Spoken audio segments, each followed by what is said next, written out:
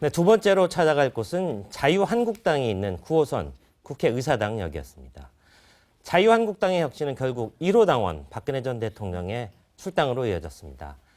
1987년 직선제 이후 6명의 전직 대통령이 모두 당을 떠났지만 쫓겨난 건 이번이 처음이었습니다. 네, 자세한 이야기는요. 김성환 시사평론가 모시고 새롭게 나누겠습니다. 어서 오세요. 네, 안녕하세요. 네, 자, 오시자마자 질문을 좀 드려야 되겠는데, 자, 어제 시끌시끌했죠?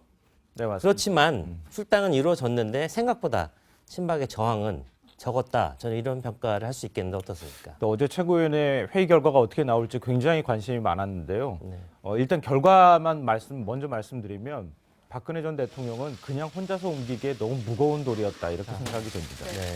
그러니까 지금 최고위원들 사이에서도 박근혜 전 대통령 출당 문제를 두고 찬반으로 엇갈린 상황 아니겠습니까? 네네. 양쪽이 팽팽했다고 얘기를 하는데 어느 누구도 그 돌을 옮길 수가 없었던 거라고 생각돼요. 네. 그러니까 지금 만약에 박근혜 전 대통령 출당에 찬성하는 쪽 입장에서 공식적으로 표결을 할 경우에 또 반대 역풍이 불지 않겠습니까? 또 반대하는 입장에서 똑같이 또 역풍을 맞을 수밖에 없으니까 결국은 혼자서 이 문제를 해결할 수는 없다.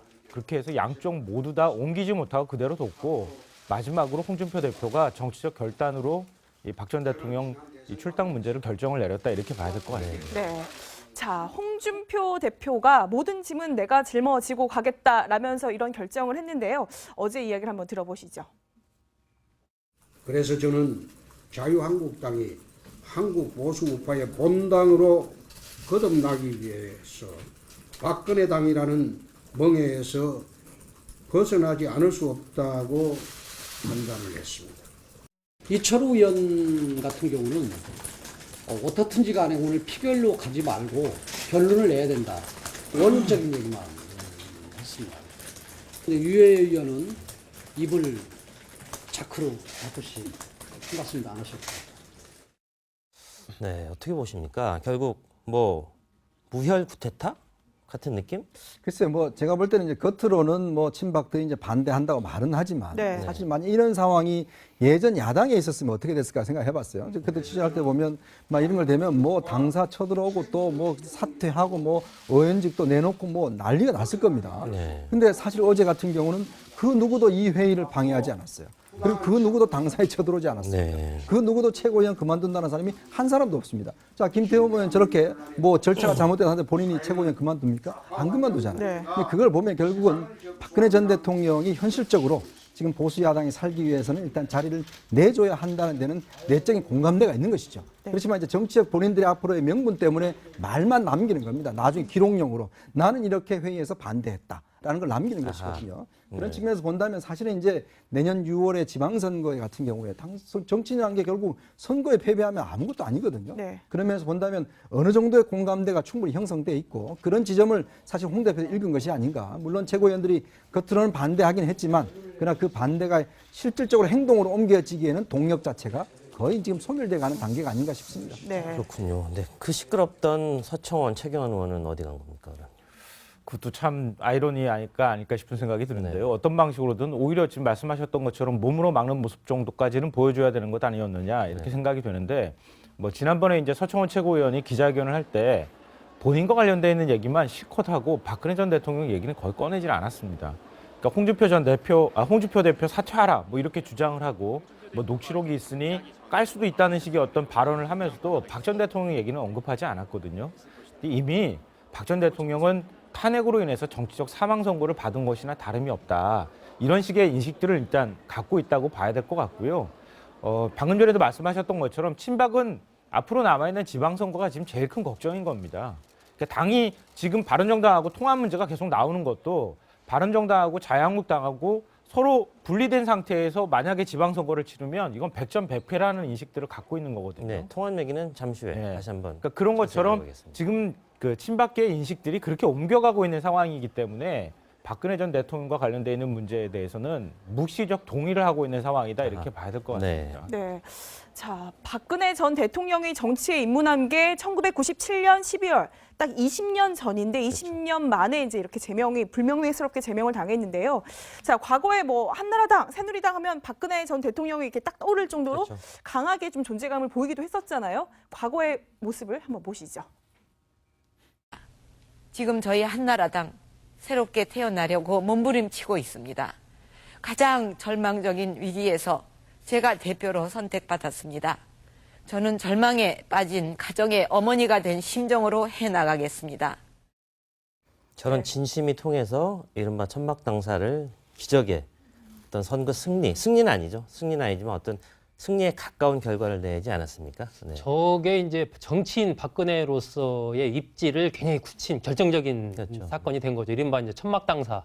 그 당시에 이제 한나라당이 굉장히 그 찻대기로 막 대선 자금을 받았지 않습니까? 네. 찻대기 정당이다 해서 굉장한 비판을 받았었고 또 이제 노무현 전 대통령에 대한 탄핵의 역풍이 굉장히 거세게 일었거든요. 그래서 그렇죠. 아 이제 완전히 뭐 그냥 전멸하는구나 이런 분위기 속에서 하여튼 그 간판 떼들고 이렇게 천막당사로 가는 그런 모습을 보여주면서 강인한 어떤 리더로서의 어떤 이미지랄까 이런 것들을 이제 심으면서 그 당시에 한 121석을 얻었습니다. 그렇죠. 그러니까 여당이 151석이니까 그 차이가 크긴 크지만 그래도 예상보다는 굉장히 이제 잘 지켜냈다 이런 평가가 생기면서 안에서 리더십이 굳건해지는 거고 박근혜라는 인물에 대한 리더십이 그러면서 이제 그 뒤부터 이른바 선거의 여왕이라는 호칭을 얻을 정도로 선거가 있을 때마다 계속해서 이렇게 승리해 나가는 굉장히 중요한 어떤 계기 저걸 통해서 이제 나중에 결국은 대통령직까지 거머쥐게 되는 발판이 된 사건이 바로 지금 박 전 대통령이 이야기했던 저 천막당사의 그 당시 사건이죠. 네. 저런 결기가 있는 분이 왜 이번엔 자진 탈당을 하지 않았을까 하는 그런 저는 그러니까 이 아쉬움이 박 듭니다. 전 네. 대통령의 그 뭐랄까요 어떤 고집이라고 할까요? 네. 그리고 이제 이런 생각 그러니까 이 당은 내가 만든 정당이다. 아하, 네. 이 나라는 우리 아버지가 만든 나라다라는 이런 생각이 사실은 박 전 대통령의 어떤 심리적인 기저에 밑바닥에 깔려 있지 않았나 보여지기 때문에 내가 스스로 이 당을 내가 내 집을 나간다는 것은 상상할 수 없는 예, 거죠. 상상할 수가 없다. 뭐 그런 심리적인 요소가 좀 크게 작용했던 거 아닌 네. 생각이 됩니다. 그러니까 박근혜 전 대통령은 이제 제명을 당했고 그렇죠. 사실 역대 대통령들은 모두 뭐 자진이라는 형식을 취하긴 했지만 자진 탈당을 했고 네. 끝이 항상 그랬네요. 네. 일단 이게 이제 대통령이라는 존재가 사실은 인기와 사실 같이 가는 거 아니겠습니까? 대통령 인기가 좋지 않고 뭐 여러 가지 비리가 있을 때는 그 당이라는 그 존재는 일단 차기 정권 재창출을 해야 되잖아요. 네. 그런 상황에서는 사실은 모두 당을 탈당하는 게 있죠. 전두환 전 대통령도 사실은 이제 6.15 선언 이후에 본인도 이제 그 만든 민자당을 탈당을 했었고 노태우 대통령도 마찬가지입니다. 결국 이제 본인이 3당 합당 이후에 그 어떤 나중에 이제 정권을 잡지만 나중에 또 탈당을 했었고 네. 김영삼 대통령도 당시에 이제 김현철 아들 비리라든지 뭐 이런 여러 가지 지금 인기도가 당시에 특히 IMF 위기가 사실 오면서 인기도가 정말 초기에는 거의 뭐 90%, 80% 나가던 인기도가 나중에 5%, 4% 됐어요. 그러다 보니 결국은 당을 떠나지 않을 수가 없는 상황이 됐죠. 네. 김대중 대통령도 마찬가지지만 그 홍삼 트리오라고 했던 그 삼홍저 아들들의 3명에 대한 비리가 터지면서 결국 당을 쫓겨나시면 당을 탈당하게 된 거 아니겠습니까? 뭐 노무현 대통령도 마찬가지고 네. 이명박 대통령만 유일하게 현직이 아니라 지금 집권하고 최근에 아마 당을 탈당한 걸로 알고 있습니다. 그런 걸로 보면 결국 우리나라 정당의 정당사라는 게 결국 이제 오래 가지 못하는 것이고 또 그 어떤 문제들을 또 당명을 받고 이렇게 하면 사람들이 저거는 좀 다른 당인가 이렇게 생각하게 되는 착각을 일으키게 되는 그런 현상이 있는 거죠. 사실 여기 들어봤지만 미국에 있는 대통령들이 자신이 있던 당을 탈당했다는 이야기 별로 들어보지 않지 않았습니까? 그만큼 정당의 역사가 짧고 또 그 정당의 어떤 국민들의 호소력이 짧으면서 결국 이 탈당과 재창당 이런 것이 연속되는 것 아닌가. 자유한국도 마찬가지로 지금 한나라당, 새누리당, 지금 자유한국당 왔는데 결국은 그 창당을 중심적인 제1호 당원이었던 박 전 대통령마저도 이제는 내보내야 되는 이제 그런 상황이 되다 보니까 되는데 문제는 본질적으로 뭐가 바뀌었냐는 게 이제 아마 네. 국민들 생각에는 좀 안 올 겁니다. 박근혜 전 대통령이 나간다고 해서 저 당이 지금 정말 개혁을 하고 뭔가 새로운 모습을 보여줄 것인가. 그런 문제에 대해서는 국민들은 좀 갸우뚱할 수밖에 없는 상황이죠. 네. 자, 박근혜 대통령이 출당 당했지만 그렇다고 자유한국당이 과연 박근혜의 어떤 레거시 그런 거에서 완전히 벗어났느냐. 이거 좀 회의적이라는 그런 말씀하신 것 같은데 어쨌든 새로운 여론조사가 하나 나왔는데요. 바로 박근혜 전 대통령이 출당당했던 바로 그날 TK 지역, 이른바 대구, 경북 지역의 여론조사 결과가 나왔는데 보시다시피 자유한국당 14%, 바른정당 15%. 자, 저건 어떤 의미입니까? 네. 이게 참 그 오래간만에 이런 여론조사 결과를 보는 것 같다 이런 생각이 드는데요. 그 동안에 아무리 이제 그 탄핵 역풍 속에서도 자유한국당이 그래도 대구 경북 지역에서는 지지도가 높게 나왔는데 네. 이번에 보면은 네. 거의 오차범위 내 접전을 벌이는 것으로 이렇게 나와 있거든요. 바른정당하고 자유한국당이 의미 있는 어떤 지지율이 이 격차가 나타나지 않은 것으로 볼 때 최근에 이제 박 전 대통령과 관련돼서 특히 지난 이제 그 이명박 박근혜 정부 시절에 있었던 국정농단과 관련돼 있는 국정원의 어떤 행동이나 아니면 기무사나 이런 것들에 대해서 그동안에 그나마 기대를 갖고 있었던 그 대구 경북 지역에 있는 분들이 상당히 실망감이 있었다 이렇게 봐야 될 것 같고요. 그래서 자유한국당에 대한 어떤 지지율이 좀 빠진 현상이 나타났고 네. 또 하나는 이제 결국 자유한국당이 역으로 보면은 박근혜 전 대통령을 이 당 밖으로 내보내는 모습을 보이는 거 아니겠습니까? 네. 그럼 박 전 대통령을 지지하는 측에서 볼 때는 또 자유한국당이 굉장히 미운 거예요. 그러니까 양쪽으로 다 지금 다 얽혀버림으로써 자유한국당하고 바른정당에 어느 쪽으로 마음을 두지 못하는 현상이 나타나고 있다 이렇게 봐야 될 것 같습니다. 네. 네. 근데 이제 박근혜 전 대통령을 일단 제명을 시켰고 홍 대표의 결단으로 지금 남은 분들이 있잖아요. 홍준표 대표 이분들을 바퀴벌레라고까지 이제 표현을 했는데 최경환 의원과 뭐 서청원 의원 등등 그 친박들 이 부분은 어찌됐든 아직 해결을 못했단 말이에요. 이제 2단계로 가겠죠. 네. 저는 뭐 지난번부터 이거 한 번에 이 박 전 대통령의 출당 문제와 서청원, 최경환 의원 출당 문제를 같이 처리하기는 쉽지 않을 것이다. 왜 그러냐면 그건 절차상으로도 일단 좀 다른 점이 있고 박 전 대통령의 경우는 이제 그냥 윤리위원회 의결 그리고 최고위원회 거치면서 그냥 될 수가 있지만 이 서청원, 최경환 의원의 경우는 일단 의원총회를 소집을 해서 네. 거기서 3분의 2 이상의 의원들이 일단 찬성해야 그게 실질적으로 이제 출당이 되는 거 아니겠습니까? 그 정도까지 가려면 상당한 어떤 사전 정지 작업 이런 것들도 필요하고 또 반발이 있기 때문에 아마 이걸 1단계로 일단 박 전 대통령의 출당 문제를 빨리 매듭을 짓고 그리고 나서 바른정당 내에 일부 자유한국당으로 들어오려는 의원들을 빨리 받고 그리고 나서 이제 서청원, 최경환 의원 문제는 그 2단계로 갈 것이다 이렇게 봤는데 저는 뭐 지금도 홍 대표가 그 수순대로 가고 있다라고 보여지고 그렇기 때문에 조금 더 이 두 의원에 대한 어떤 위무 작업이라고 할까 설득 작업 초선 의원들 재선 의원들 계속 만나고 아마 당사자들도 만나서 아유 뭐 서 의원님 이제 좀 모양 좋게 나가 주는 게 좀 좋지 않겠습니까 등등 네. 어떤 대화도 좀 할 것 같고 그러면서 한편으로는 정호택 원내대표와의 얘기를 통해서 이제 의원총회를 소집을 해서 이 문제를 정리를 하는 것으로 그러니까 제일 좋은 것은 최경환 의원이 먼저 그냥 나가주는 게 제일 좋지만 일정한 시간이 지나도 그 문제가 해결이 안 되면 뭐 의원총회를 소집하는 뭐 그런 수순으로 나아갈 것으로 보여집니다.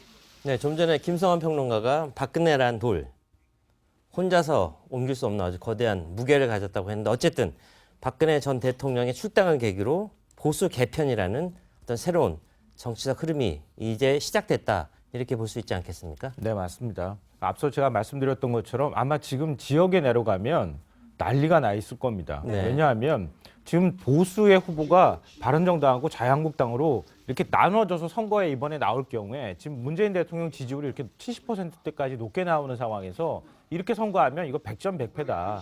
빨리 후보들 좀 정리해달라고 하는 요구들이 지금 당에 빗발치고 있을 겁니다. 네, 홍준표 대표 측 관계자 이렇게 얘기했죠.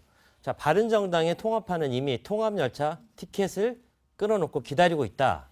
자, 저게 홍 대표가 서둘러 액션을 취한 그런 요인이다. 이런 설명이라고 볼 수 있겠네요. 네, 맞습니다. 그러니까 지금 서청원, 최경환 의원을 당에서 내보내는 문제하고 박 전 대통령을 내보내는 문제하고는 완전히 다른 문제입니다. 네. 그러니까 박 전 대통령은 상징적 존재로서의 어떤 문제지만 서청원, 최경환 의원은 이 세력으로서의 문제거든요. 네. 그러니까 내보낼 지금 수 있을까요? 네. 그러니까 그 방금 전에 말씀하셨던 것처럼 제가 생각하는데 바른정당 통합파들을 일단 받아들이고 난 다음에 네. 박 전 대통령 그 당에서 내보냈다고 하는 어떤 반발 심리가 조금 식고 난 다음에 그런 다음에 뭔가 서청원, 최경환 의원을 내보내는 문제를 자연스럽게 논의하지 않을까. 그런데 논의하고 하는 것까지는 가능하지만 완전히 내보내는 것까지 가능할까? 네. 여기에 대해서는 저는 아직도 의문을 갖고 있습니다. 네. 네. 일단 지금 자유한국당 의석수가 107석 그렇죠. 정도 된단 말이에요. 바른정당에서 도대체 한 몇 명 정도를 좀 끌어올 수 있을까? 지금 민주당이 121석이거든요. 그렇죠. 그러니까 지금 이게 이제 사실 수의 이제 싸움이 들어가는 것이죠. 아마 지금 어떤 면에서 보면 한 10명 정도 갈 수 있다고 한다면 뭐 한 117석 정도 되지 않습니까? 근데 그러면 이제 2당이 되는 것인데 문제는 만약에 바른정당이 2단계로 예를 들어서 지금 이제 한 10명 가지만 상황이 또 이렇게 원내 교섭단이 깨져버리면 네. 바른정당에 있는 남아있는 분들도 뭐 어차피 지금 된 상황에서 그냥 합치자 이렇게 돼버리면 1, 2당이 바뀌는 거예요. 즉 더불어민주당이 일당의 지위를 상실하게 되는 상황이 올 수도 있는 것이거든요. 자, 그러면 내년 6월 달부터는 이제 후반기 국회가 원구성이 시작됩니다. 그러면 후반기 국회에서는 제1당이 일단 국회의장을 가져가야 되지 않습니까? 네.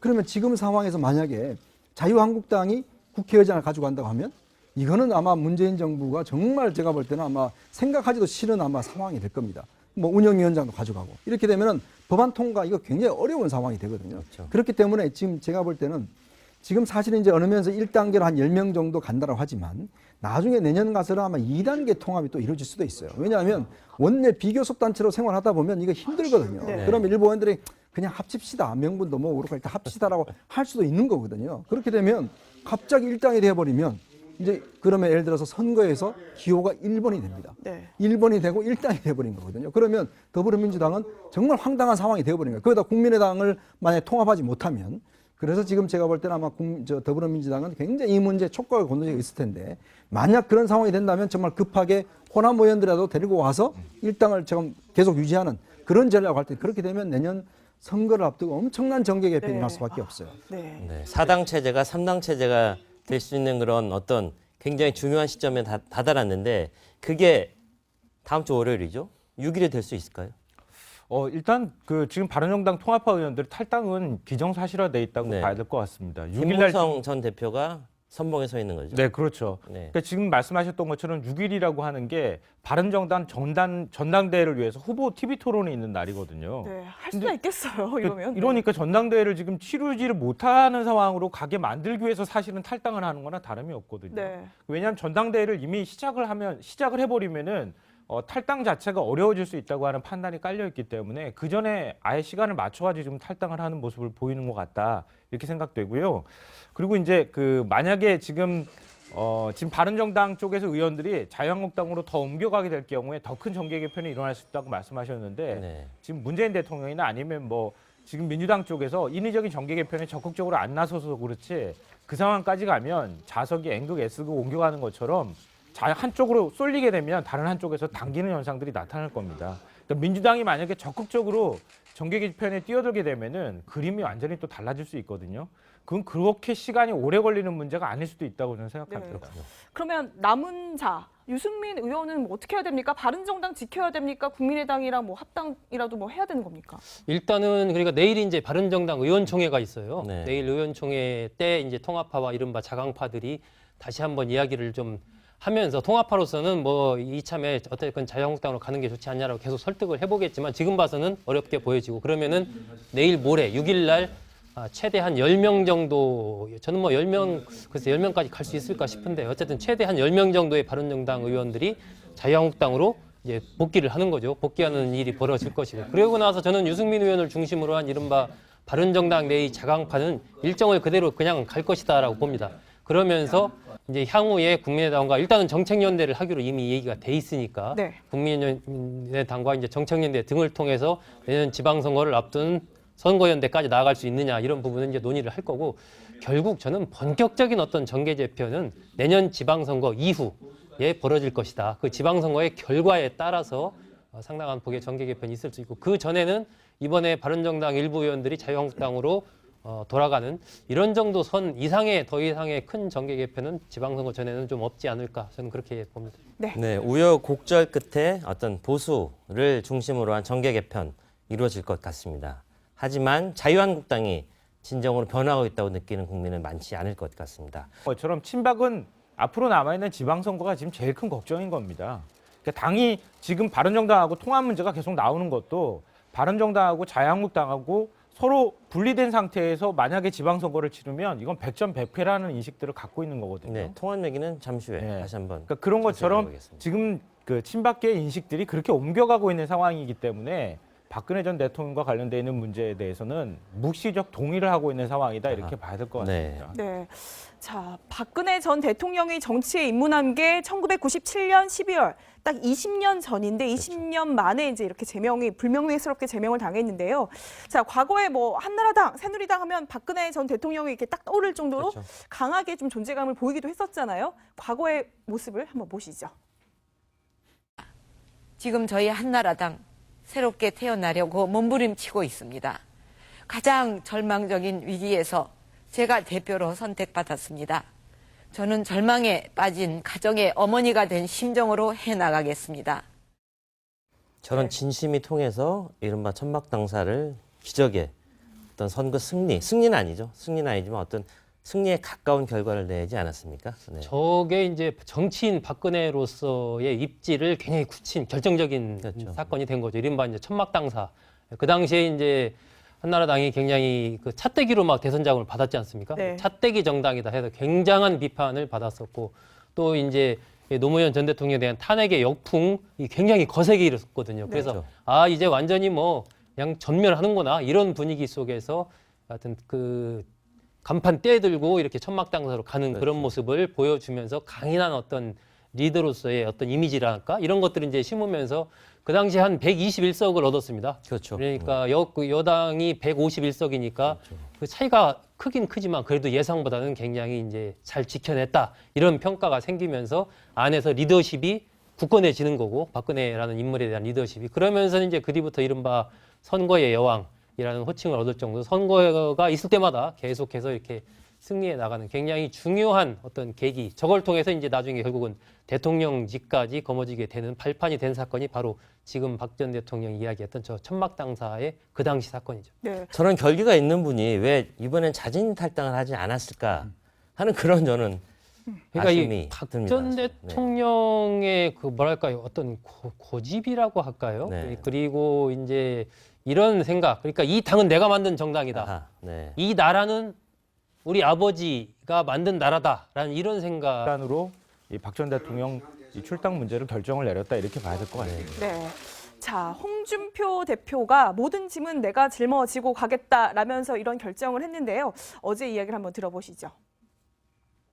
그래서 저는 자유한국당이 한국 보수 우파의 본당으로 거듭나기 위해서 박근혜 당이라는 멍에에서 벗어나지 않을 수 없다고 판단을 했습니다. 이철우 의원 같은 경우는 어떻든지 간에 오늘 피결로 가지 말고 결론을 내야 된다. 원론적인 얘기만 했습니다. 근데 유해 의원은 입을 자크로 닫듯이 한 말씀도 안 하셨고. 네, 어떻게 보십니까? 결국 뭐 무혈 쿠데타 같은 느낌?